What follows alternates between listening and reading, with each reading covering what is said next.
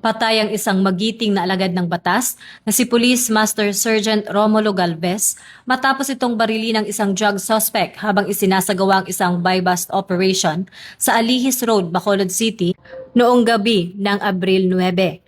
Sa kabila ng mabilis na pagpapadala sa biktima sa ospital, binawian pa rin ito ng buhay bungsod ng tinamong tama ng bala sa hita na nagresulta sa hypovolemic shock. Pinatunayan ng insidenteng ito ang hindi matatawarang tapang at sakripisyo ng PNP sa gitna ng panganib upang lipulin ang ilegal na droga sa bansa.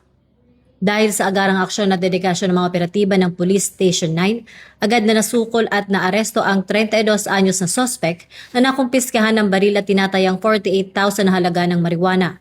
Naharap na ang suspect sa mga kasong murder at paglabag sa Comprehensive Dangerous Drugs Act of 2002.